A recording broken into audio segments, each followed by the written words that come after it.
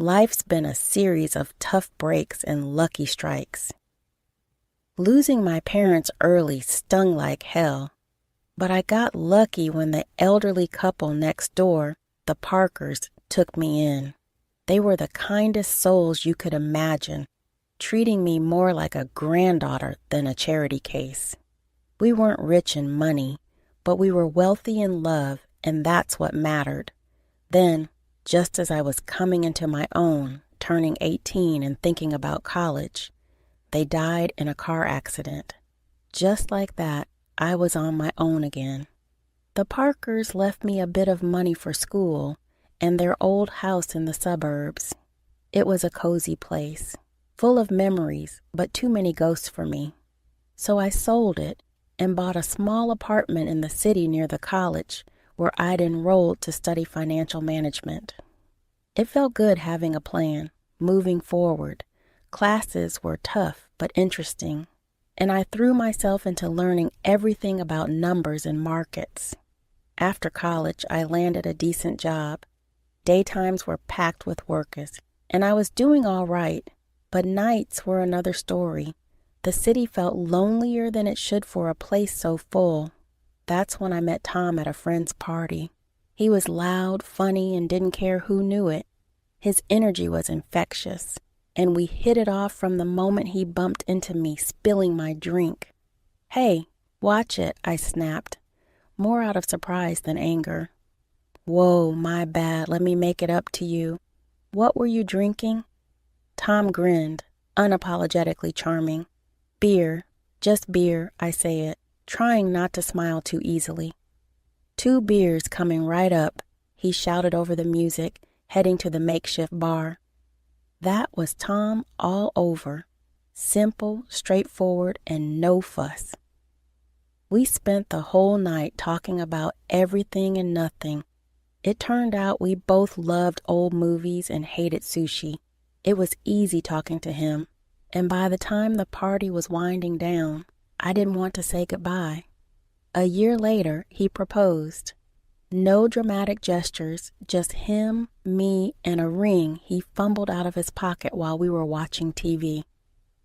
"Marry me," he said, holding the ring so tightly I thought he might crush it. I laughed. I actually laughed, not because it was funny, but because it was so typical of us, so perfectly imperfect. "Yes, of course, you big goof." Getting married didn't change much at first. We were the same, just legally bound, which felt right. We settled into life together in my small city apartment, still close to the hustle, but now with someone to share the quiet moments. Life felt full, and for the first time in a long while, the evenings didn't feel so empty. Settling into married life had its comforts, but life sure doesn't let you get too cozy without throwing a curveball or two. Tom's folks, Mr. and Mrs. Harper, were gems. Living in their cozy suburban home, they welcomed me with open arms from the get-go. I could see where Tom got his easygoing nature. Their warmth was a balm on my oftentimes still sore heart, still aching from my own family losses.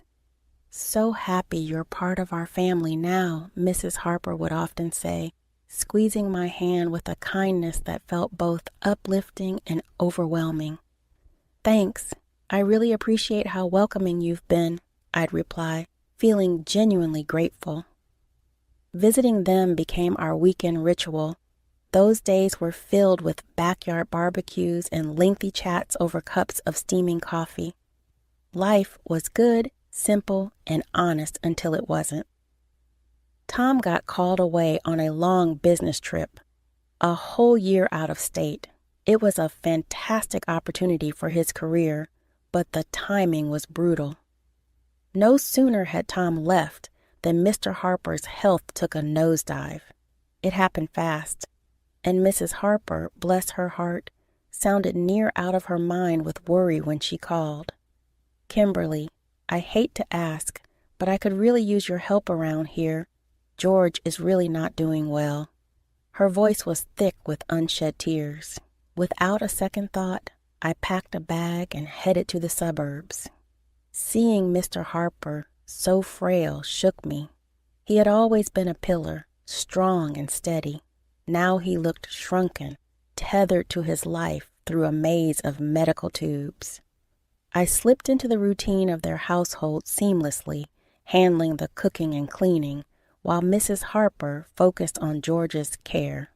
Evenings, I spent sitting by Mr. Harper's side, reading out loud his favorite classics, his eyes often fluttering closed long before I finished a chapter. "Thank you, Kimberly," he'd whisper on good days, his voice a shadow of his former robust tone. "It's a pleasure, really." I'd squeeze his hand, trying to offer comfort through the simple touch. One quiet afternoon, Mrs. Harper sat down at the kitchen table while I was chopping vegetables for dinner. She looked worn, older than her years. "Kimberly, I don't know how to say this, but we're in a bit of a bind," she began, wringing her hands nervously. "George was the main earner, you know, and with him like this." I put down the knife, giving her my full attention. "We're strapped, honey. I hate to even ask, but could you consider renting out your apartment? It might help us get through this tough spot." She looked down, clearly embarrassed. I didn't even hesitate.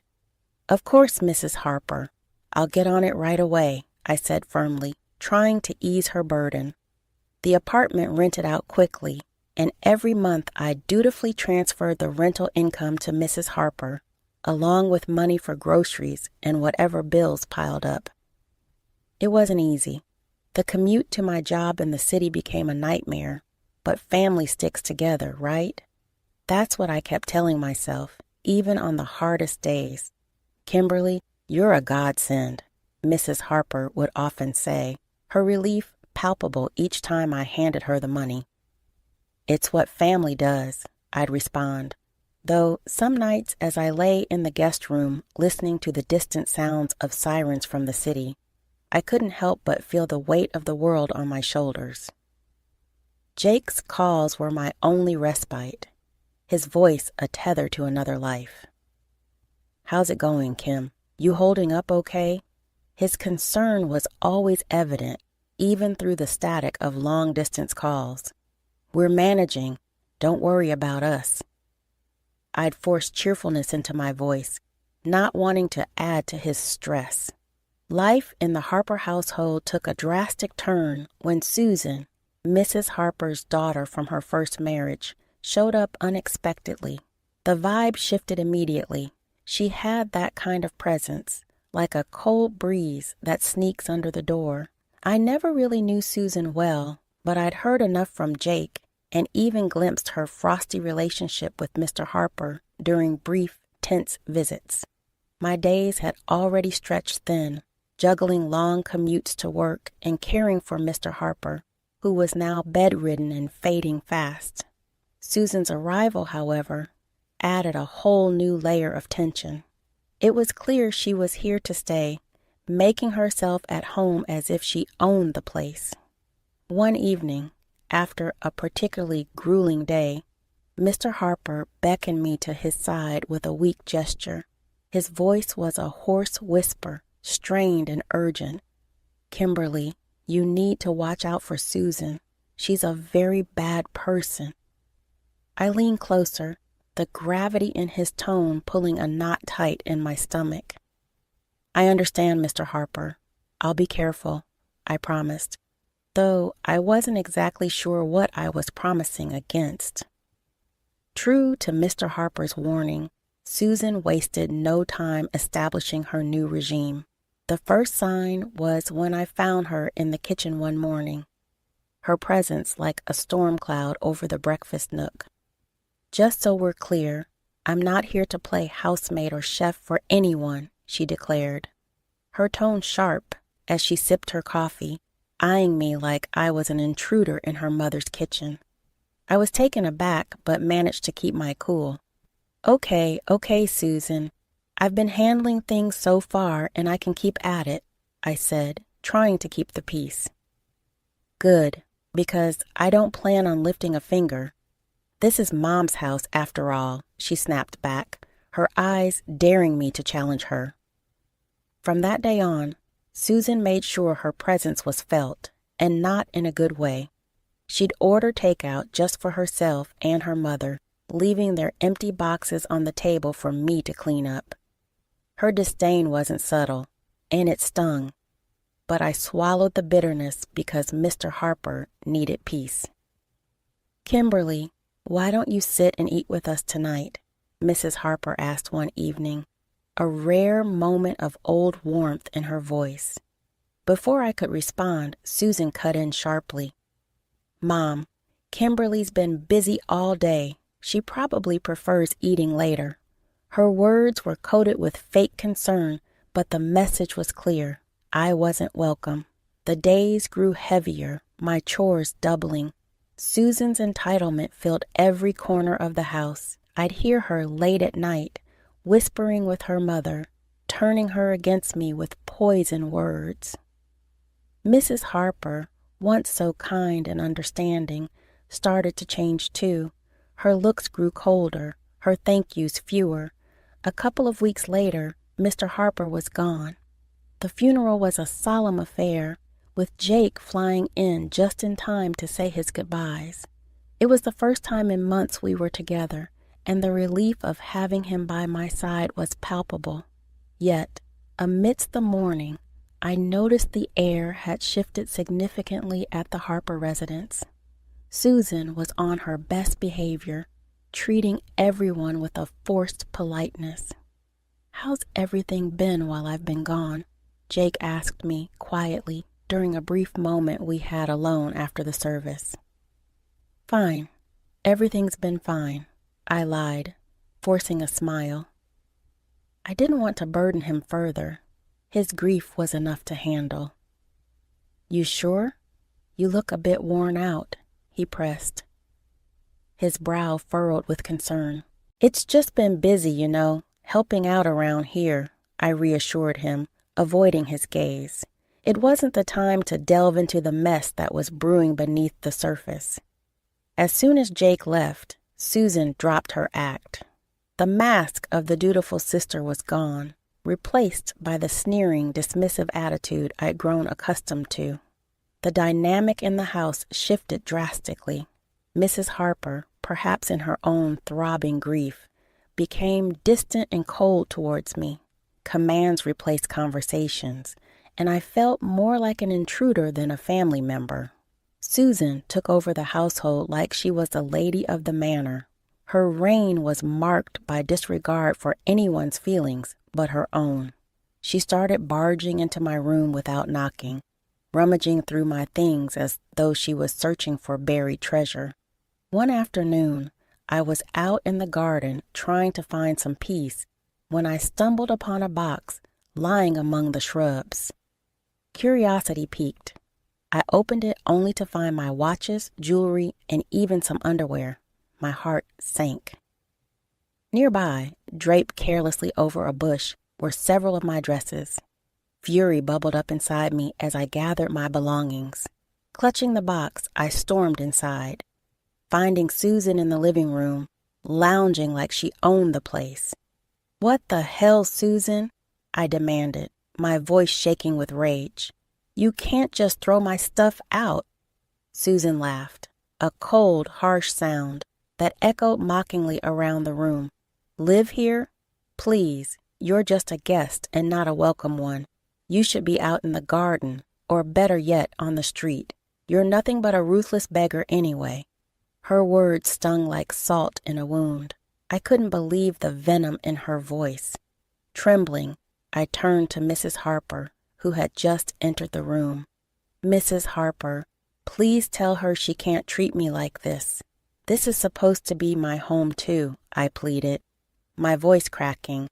Mrs. Harper, once kind and gentle, now looked through me as if I were glass. "This is Susan's house now. She's right, Kimberly. Maybe it's time you found somewhere else to live."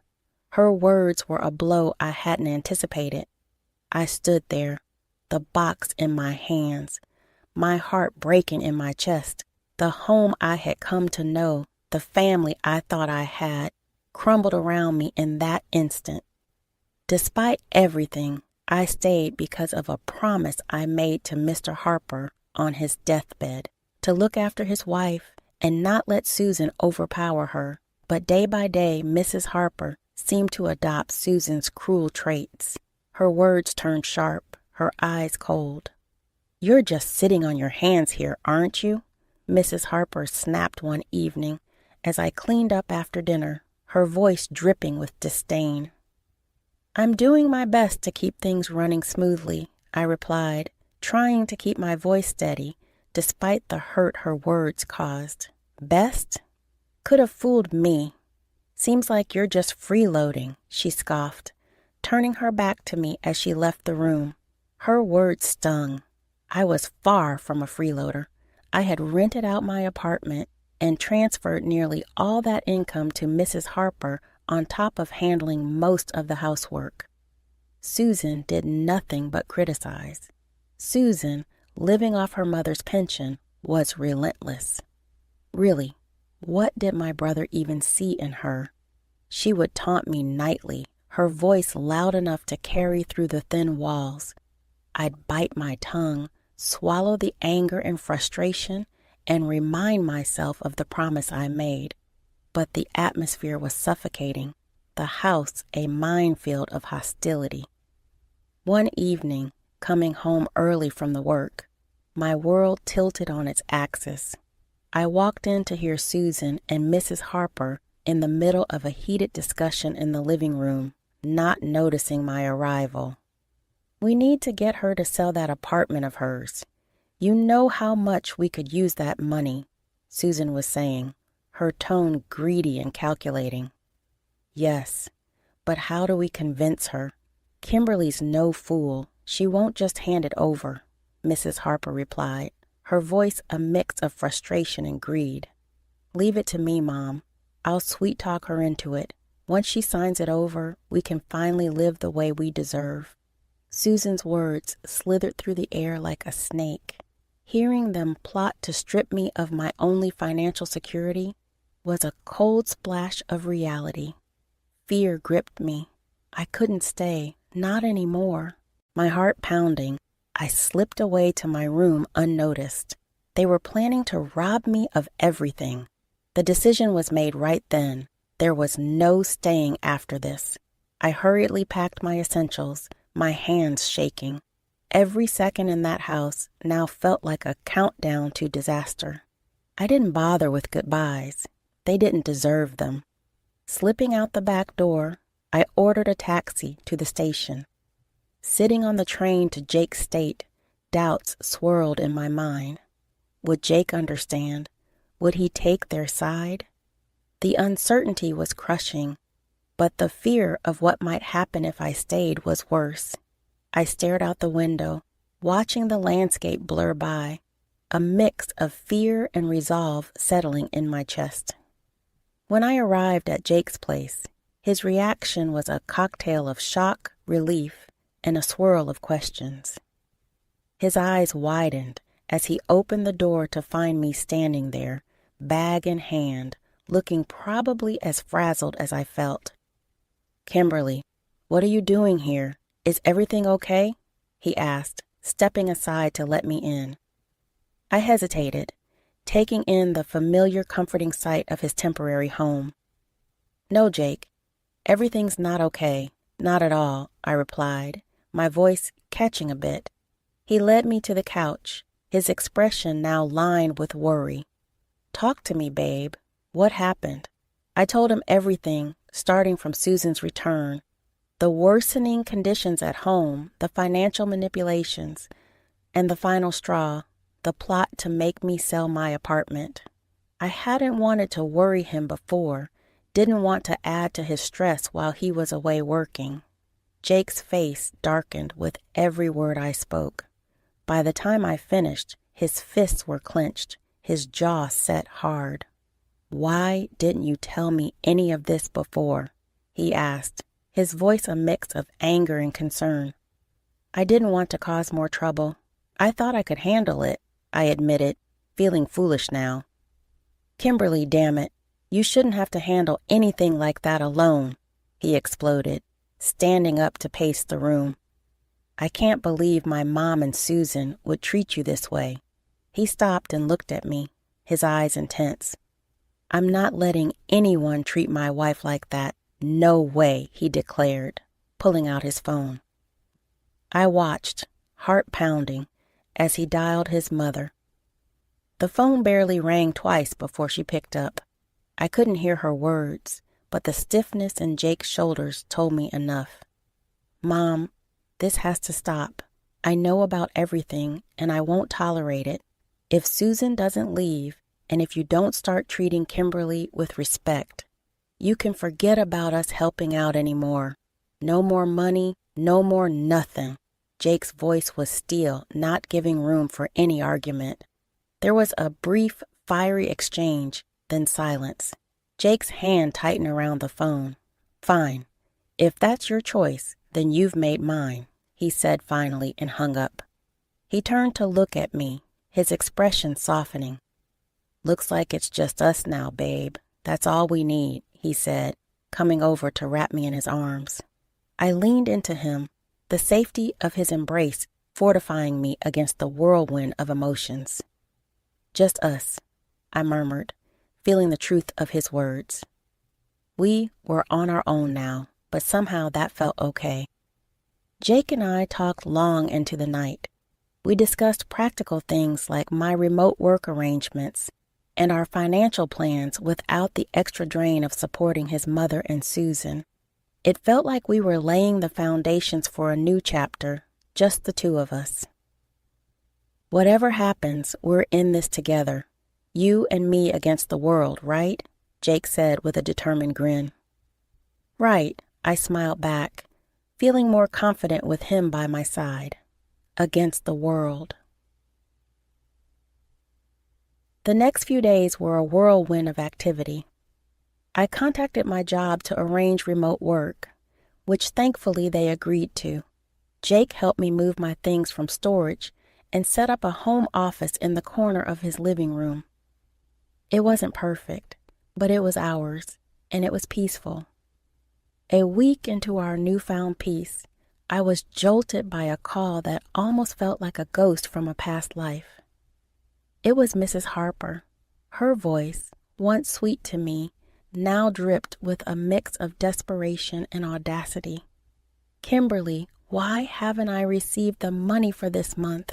You know we depend on it," she demanded right off the bat. I was stunned silent for a moment. Her nerve was unbelievable.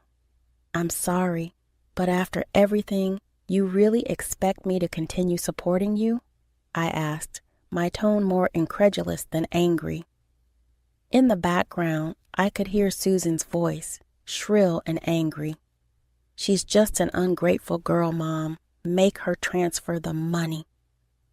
Taking a deep breath to calm my rising anger, I remembered the venomous words they had thrown at me, words that stung deep. "Mrs. Harper, Susan called me a ruthless beggar, remember? I'm not sending money to people who treat me like trash. I'm done." There was a pause on the other end, and I could almost picture Mrs. Harper's shocked face. "But we're family," she finally said, her voice a mixture of anger and pleading. "No, family doesn't treat each other that way.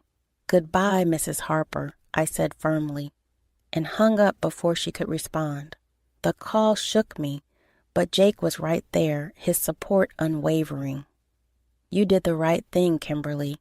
It's time they learned to stand on their own," he reassured me, wrapping an arm around my shoulders. Not long after settling back into our hometown, another surprise came our way. I was pregnant. The news brought a joy we hadn't expected, and suddenly the future seemed filled with possibilities. We decided it was time to sell my apartment and buy a small house in the suburbs, a place near a good school where our child could grow up. As we were planning our move, another call came, again from Mrs. Harper.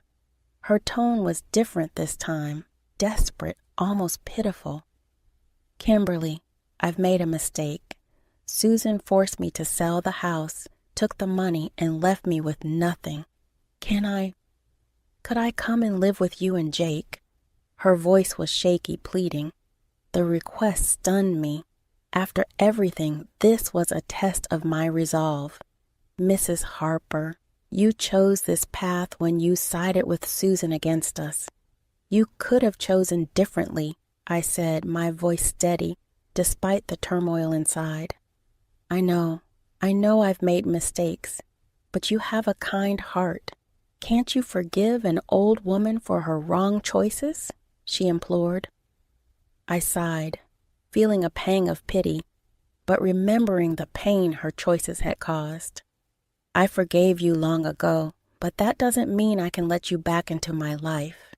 You need to live with the consequences of your actions, just as I have," I replied and ended the call. Then, with a resolute tap, I blocked her number. We moved forward with our plans, purchasing a quaint house with a little garden where our child could play. It was a lazy Sunday morning, the kind where you linger over coffee and the newspaper. I was flipping through the pages when a headline caught my eye. "Local woman arrested for massive fraud scheme." There, staring back at me from the paper, was Susan, handcuffed and looking defeated. I couldn't help the mix of shock and, admittedly, a slight vindication that washed over me. "Look at this, Jake," I called out, holding up the newspaper for him to see. "It's Susan. She's been arrested for fraud." Jake took the newspaper, scanning the article with a serious expression. "Wow, can't say I'm surprised, but still, it's a lot to take in."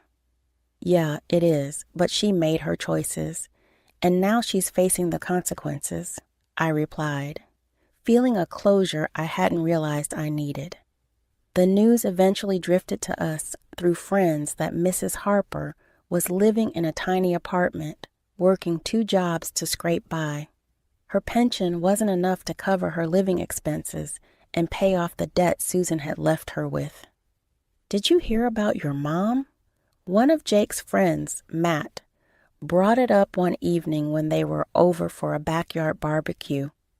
"Yeah, I heard," Jake responded, flipping burgers on the grill. His voice held a trace of sadness, but it was tempered with resolve. "She chose her path, Matt. It's tough, but that's how it is." Matt nodded, understanding the unspoken boundaries. "You're right, man. Just thought you should know." The conversation shifted after that, the evening air filled with the lighter topics of sports and work. Life had moved on, and so had we. The joy of our new life really crystallized when Mia came into the world. Becoming parents changed everything. It shifted our priorities, our dreams, and even healed some of the old wounds by filling them with new love. "Can you believe she's ours?" I whispered to Jake one night as we watched Mia sleeping peacefully in her crib. "She's perfect, Kimberly, just perfect," Jake murmured back, his voice thick with emotion. We spent our days marveling at each little milestone Mia achieved, each smile, each giggle. She was our little miracle, and with her, the hardships of the past seemed to recede, making room for new memories, better ones. Each day was simple, but filled with little moments of joy that stitched a tapestry of a happy